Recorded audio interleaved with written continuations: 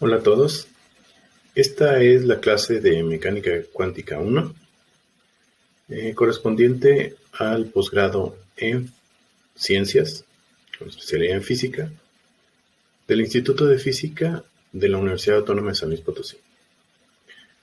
El curso de Mecánica Cuántica 1 corresponde a uno de los cursos básicos del posgrado, tanto en la maestría como en el doctorado. En esta ocasión vamos a revisar la clase que corresponde a la primera semana del curso y es revisar en lo que consiste el experimento de Stern-Gerlach. El contenido, lo que vamos a ver en esta clase es, en qué consiste el experimento de Stern-Gerlach.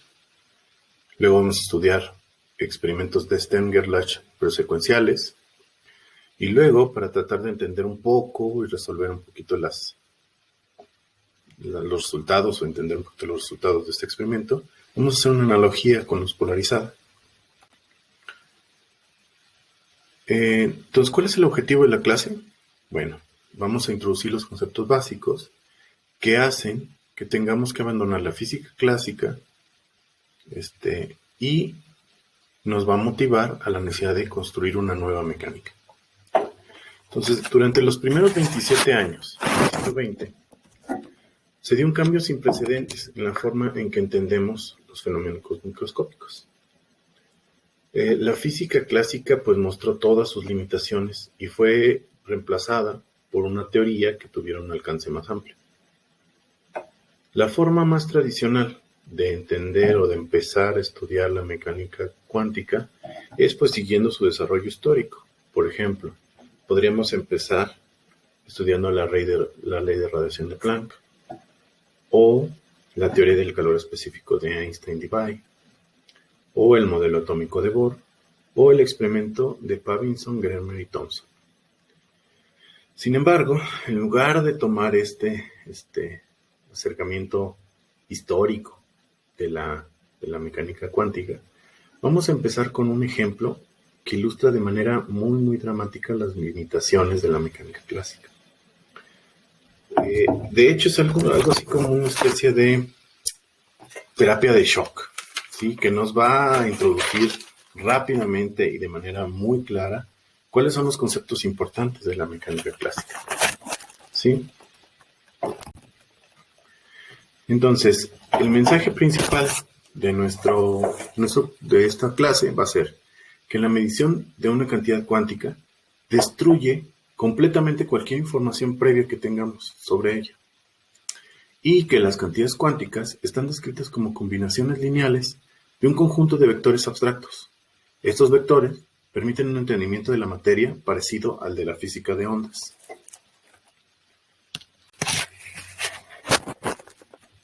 Entonces, sin mayor preámbulo, vayamos a estudiar el experimento de Stern-Gerlach. Este experimento ilustra de manera muy, muy dramática la manera en que la mecánica clásica ya no funciona y nos muestra la necesidad de tener que separarnos de ella y tener que introducir otro tipo de conceptos. ¿En qué consiste el experimento? Bueno, tenemos átomos de plata que son calentados en un horno, correspondiente al número 1 de la figura, y en ese horno hay un pequeño agujerito por el cual pueden escapar los átomos. El rayo de átomos de plata entonces pasa por un colimador y después es hecho atravesar en una región donde existe un campo magnético inhomogéneo. Entonces, pues queremos ver qué pasa con los átomos de plata, ¿no? Para poder entender un poquito, vamos a considerar el modelo del átomo de plata el más sencillo. En este caso, vamos a considerar que pues, el modelo tiene su núcleo y tiene 47 electrones alrededor del núcleo. De esos 47 electrones, 46 están en las capas internas. Así que se puede visualizar como que es una esfera completamente simétrica que solamente tiene un electrón en la última nube, ¿sí? Y la esfera esta simétrica no tiene ningún momento angular Por lo tanto, vamos a tener que considerar que si ignoramos el spin del núcleo, entonces el momento angular del spin del último electrón va a ser el que gobierna. Y dado que todos los electrones, incluso el último, están muy fuertemente atorados al núcleo, entonces todo el spin del átomo se puede considerar que es el spin del último electrón. Entonces, el momento magnético μ del átomo va a ser necesariamente proporcional al spin del electrón, ¿sí? Como se muestra en la ecuación de arriba, donde ese factor de proporcionalidad pues va a tener que ver con E, que es la carga del electrón, entre la masa del electrón por la velocidad de la luz. Ahora, la energía que está asociada al campo magnético y su interacción con el spin va a estar dada por menos μ punto B. Por lo tanto, la componente Z de la fuerza que experimenta el átomo viene dada por la expresión que está abajo, que es básicamente la derivada con respecto de Z de μ punto B, o lo que es aproximadamente igual a μz, es decir, la componente Z del momento magnético, por la derivada de Bz con respecto a Z, donde Bz es la componente Z del campo magnético y todas las demás direcciones han sido ignoradas. Con esta regla experimental, pues lo que podemos ver o lo que podríamos esperar es que si el átomo, si la componente Z del momento magnético del átomo es mayor que cero, es decir, su spin en dirección Z es menor que cero, entonces el átomo debería de experimentar una fuerza hacia abajo. Mientras que si el momento magnético Z es menor que cero, es decir, que el spin del electrón es mayor que cero, entonces el átomo debería experimentar una fuerza hacia arriba. Entonces, eso nos va a decir cuáles son las cosas que deberíamos esperar sobre el experimento. En otras palabras, lo que estamos haciendo es que el aparato de Stenger-Lach realmente mide la componente Z de μ, o lo que es equivalente a la componente Z del spin. Entonces, lo que debemos esperar es lo siguiente: si los átomos en el horno están orientados de manera aleatoria, entonces no debería de haber una dirección preferencial para el momento angular. Si el electrón fuera como una partícula clásica que está girando, entonces deberíamos de esperar que los valores del momento angular Z estuvieran dentro de un rango entre μ y menos μ. ¿Sí? ¿Esto qué quiere decir? Que deberíamos ver la imagen de la imagen A. Es decir, que deberíamos de ver una mancha continua de rayos saliendo del aparato de Stenger-Lach y que se distribuyen más o menos de manera uniforme dentro del rango esperado. Sin embargo, lo que experimentalmente se observa son dos puntos, dos manchas, correspondientes a una arriba y otra abajo, ¿sí? Con diferente orientación. Entonces, lo que observamos realmente es que el aparato de Stenger-Lach pues divide el rayo original en solamente dos tipos o dos componentes distintas. Esto usualmente se le llama como cuantización espacial. Entonces, el experimento muestra que solo hay dos posibles valores para el spin S. SZ arriba y SZ abajo, o como también se le puede llamar, SZ más y SZ menos. ¿Sí? Entonces, si se fijan, pues el experimento da cosas completamente diferentes a lo que uno esperaría desde el punto de vista de la mecánica clásica. Ahora, lo que también se ve en el experimento es que esos dos posibles valores de SZ son múltiples fundamentales de una unidad especial de momento angular. Entonces, SZ es igual a h barra entre 2 o a menos h barra entre 2, donde esa h barra entre 2 tiene el valor numérico que se se pone en la pantalla. Esta cuantización del spin del electrón es uno de los primeros características importantes que se pueden observar del experimento Stern-Gerlach. Y muestra muy claramente que nuestra forma clásica de ver las cosas pues no nos funciona en este tipo de experimentos o para este tipo de cantidades. Y pues, ¿qué pasa? Que pues simplemente la física clásica predice algo que no se observa en el experimento y que no podemos explicar como si fuera una partícula que simplemente gira, ¿no? Entonces, ¿cómo vamos a tratar de entender eso? Bueno, lo que vamos a hacer es tratar de ver algún tipo de arreglo un poco más complicado para empezar a tener un poco más de pistas, ¿vale? Entonces, para hacer esto, lo que vamos a hacer es estudiar experimentos de Stern-Gerlach secuenciales. Entonces, primero vamos a considerar un experimento en el cual tenemos dos aparatos, ¿no?, de Stern-Gerlach.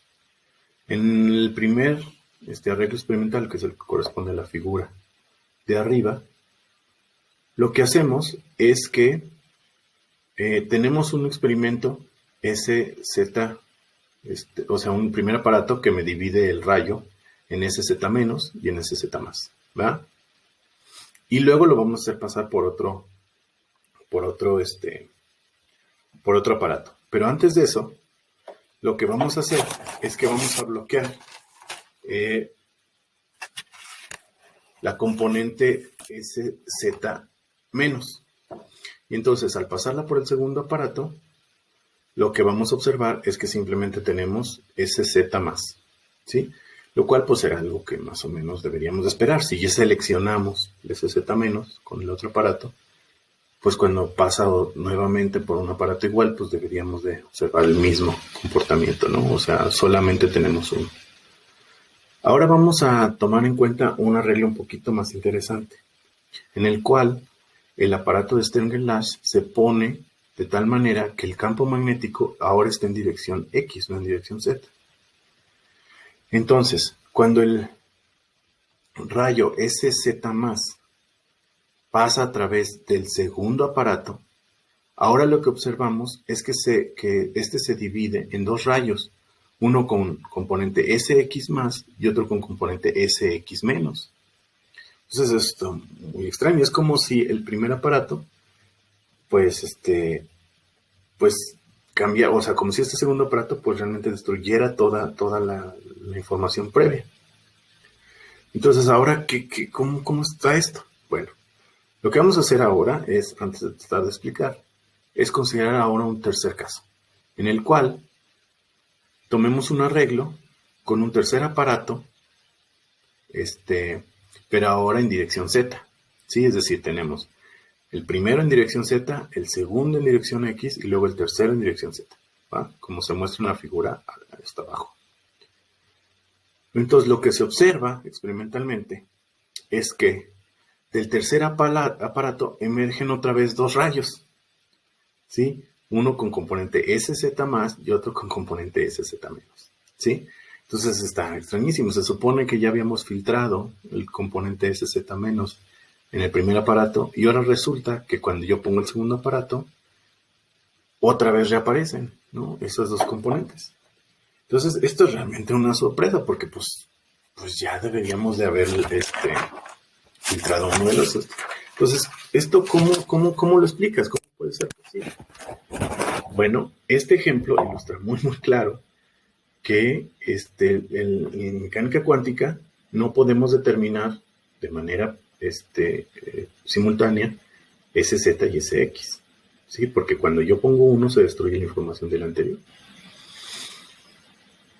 Esto es un poquito curioso, o sea, esta situación no la podríamos explicar con mecánica clásica, ya que en este caso el momento angular es igual al momento de inercia por la velocidad angular, y en todos los casos yo puedo determinar todas las componentes de la velocidad angular de manera simultánea y todas las componentes del momento de inercia de manera simultánea. Entonces está muy claro que los resultados del experimento pues no tiene nada que ver con lo que uno esperaría con la mecánica clásica, y tampoco le podemos echar la culpa al experimentalista. La realidad es que los resultados son evidentemente algo muy diferente a lo que deberíamos esperar, y no tienen que ver con que haya algún error en los experimentos, ¿sí? Entonces, ¿cómo lo vamos a resolver? O sea, ¿cómo vamos a entender estos experimentos? Bueno, si lo tomamos como si fuera una partícula clásica que rota, pues no vamos a poder. Tenemos que verlo desde otro punto de vista. Entonces, para hacerlo, vamos a observar que hay fenómenos clásicos que sí se comportan de manera muy parecida. Entonces, en particular, vamos a estudiar un poquito lo que es polarización de la luz. Entonces, en ese caso es una situación clásica que se sabe cómo se resuelve, pero que es muy análoga a lo que se observa en el experimento. Esta analogía es muy útil, porque además de poder entender un poquito los conceptos que están viniendo encima, nos permite empezar a trabajar las matemáticas, ¿no? Empezar a ver cuál sería el marco de referencia matemático para poder entender los postulados de la mecánica cuántica. Entonces, vamos a considerar un rayo de luz monocromática que se propaga en la dirección Z, ¿va? Y una onda de luz linealmente polarizada con un vector de polarización en la dirección X, el cual vamos a llamar, nada más por facilidad, una luz X polarizada.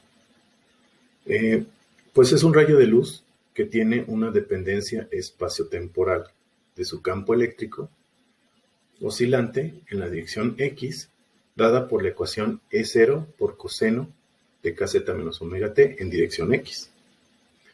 De igual manera, si consideramos un rayo Y polarizado propagándose en la dirección Z, entonces el campo eléctrico está dado por E0 coseno de kz menos omega t por el vector unitario en Y. Ahora, sabemos que la luz polarizada se obtiene pues haciendo pasar la luz por polarizadores, por filtros polarizadores. Entonces vamos a llamar a un polarizador que solamente selecciona rayos con polarización X como X filtro, ¿verdad? Y entonces un X filtro se puede convertir en un Y filtro cuando esté rotado 90 grados con respecto al vector de propagación, que en este caso es la dirección Z.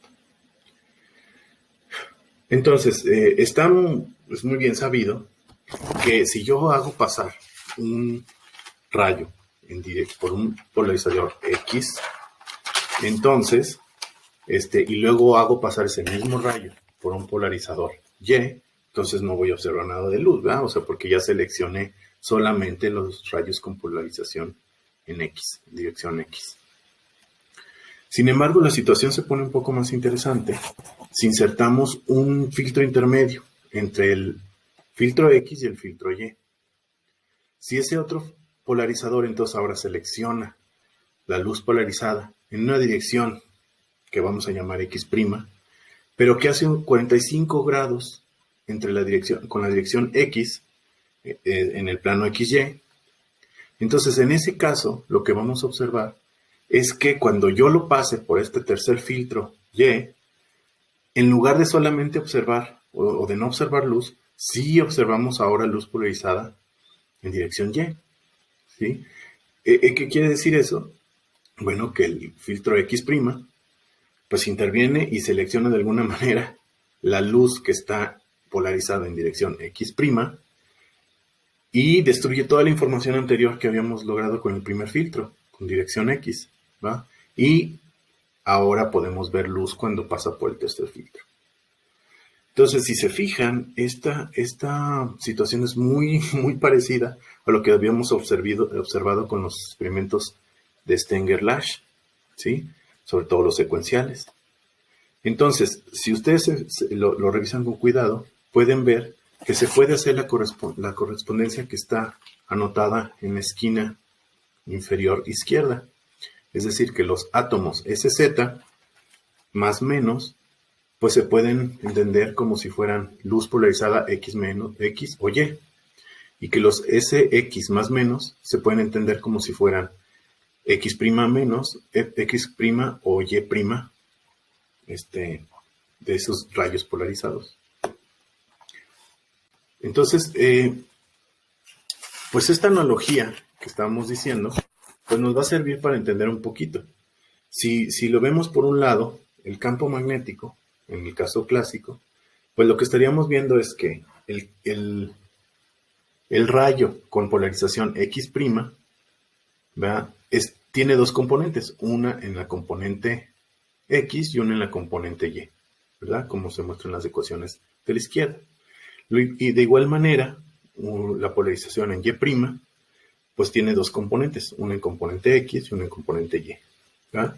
Entonces, si se fijan, lo que pasa es que cuando tengo el polarizador en Y', pues lo que estoy haciendo es tomar dos componentes, otra vez, las dos componentes en las direcciones X y Y. Entonces, al pasarlo en el tercer filtro, pues vuelvo a obtener esa componente que logré recuperar del segundo polarizador, ¿verdad? Entonces, el segundo polarizador selecciona la luz polarizada X', que tiene esas dos componentes, y por lo tanto puede salir luz del tercero, ¿no? Entonces, si aplicamos esta correspondencia, entonces en los experimentos secuenciales de Stenger-Lash es como si estuviéramos haciendo lo mismo, ¿no? Entonces, esto simplemente nos dice que los spines deberían de trabajar o deberían de existir en una especie de espacio vectorial abstracto, ¿sí? En dos dimensiones. Y entonces, ese vector, ya más adelante vamos a ver bien por qué, pero lo vamos a llamar ket. Y lo vamos a denotar como este símbolo que está, o estos símbolos que están en la esquina inferior derecha de la pantalla. Y por lo tanto, la componente negativa también va a ser parecido. Y entonces podemos suponer o conjeturar que un vector Sx más, pues tiene dos componentes, una en la dirección, por decirlo de esa manera, Sz más y otra en la dirección Sz menos. Y que entonces el Sx menos, pues es también un vector que tiene dos componentes, una con dirección Sz más y otra con dirección Sz menos, ¿sí? Entonces uno puede pensar las cosas de esa manera. Y de esa manera, pues básicamente lo que estaríamos haciendo es explicar lo que pasa con el experimento, ¿no? Ahora, ¿qué pasa si nos preguntamos, ¿cómo es esto? Bueno, pues de eso se trata el formalismo ya general de la mecánica cuántica, ¿sí? Y lo que básicamente decimos es que, al igual que con la luz polarizada, pues simplemente el aparato en dirección X, pues destruye toda la información que habíamos ganado con el primer aparato de Sx y obtienes de él una superposición de la componente más, Sz más y de la Sz menos. ¿Sí? De tal manera que ahora tienes los dos rayos cuando emergen del tercer aparato. Ahora la siguiente pregunta es, ¿qué va a pasar si ahora tenemos, o cómo podemos representar estados en dirección Y, o sea, ese Y más menos? Entonces, en este caso, lo que hemos visto es que estos van a tener que ser combinaciones de Sx más menos, o más bien de Sz más menos. En una analogía otra vez con luz polarizada, lo que podemos hacer es lo siguiente. Vamos a considerar ahora luz circularmente polarizada, ¿sí? Entonces, cuando nosotros pasamos un rayo de luz polarizada a través de un filtro X o un filtro Y, lo que obtenemos otra vez es un rayo X polarizado y Y polarizado con igual intensidad, ¿sí? Es decir, lo que hacemos es convertirla de circularmente polarizada a linealmente polarizada. Entonces, ¿cómo se escribe matemáticamente esto? Bueno, la luz polarizada, circularmente polarizada hacia la izquierda, hacia la derecha, es una combinación lineal de luz polarizada en X y luz polarizada en Y, donde el campo magnético para la componente Y polarizada está a 90 grados desfasado del que está polarizado en X. Esto se expresa de acuerdo a la ecuación que está arriba a su derecha. Una forma más elegante y compacta de escribirlo es utilizando números complejos, y es decir que es la parte real de esta cantidad E entre E0, donde esa epsilon o esa E entre E0 se puede escribir como estas expresiones con exponenciales imaginarias. ¿Sí? Donde I pues, es el número imaginario y hemos usado la expresión de E a la I pi entre 2. Entonces podemos otra vez hacer la misma analogía o una analogía similar. Entonces el spin en dirección Y positivo del átomo lo vamos a poder ver como una luz polarizada hacia la derecha y un rayo de ese Y negativo del átomo lo deberíamos de entender como un rayo polarizado hacia la izquierda. Y entonces, si aplicamos esa analogía en particular, lo que observamos es que ese Y más menos la podemos conjeturar como la combinación lineal que está abajo a su izquierda. Entonces, lo que estaríamos haciendo es pensar que los spin del electrón existen en un espacio vectorial de 2 dimensiones y que estos átomos pues son complejos, o estos vectores más bien son complejos, ¿verdad? Entonces, ¿qué es lo que nos ha enseñado este experimento en general?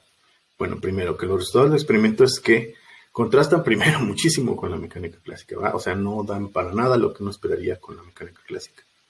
La segunda es que una medición a escala microscópica destruye toda la información anterior sobre la cantidad que estábamos midiendo. Es decir, cuando pasó por el aparato Stenger-Lash, pero ahora en dirección X, se acabó toda la información de que habíamos seleccionado solamente la componente en Z positiva, sino que en el siguiente aparato ya teníamos otra vez esas dos componentes, ¿no? Entonces se destruyó toda la información anterior. Y que hay una cosa importante, que podemos entender todos los experimentos como si consideráramos que fueran una onda de luz polarizada. Es decir, nos sirvió pensar que las partículas se comportan como ondas para poder entender los resultados del experimento. Eso no quiere decir que las partículas sean ondas, simplemente que hay un campo vectorial que es el que nos permite explicar estos experimentos y que es la forma de entender los estados cuánticos, o la forma cuántica de pensar tiene que ver con estos espacios vectoriales que se comportan como si fueran ondas, ¿no? En lugar de partículas. Entonces, pues bueno, con esto terminamos la primera clase. Les agradezco mucho su atención y cualquier duda estoy a sus órdenes. Recuerden ir revisando los problemas de tarea, porque a partir más o menos de la quinta semana vamos a empezar a revisar sus exposiciones. Entonces, bienvenidos y muchas gracias.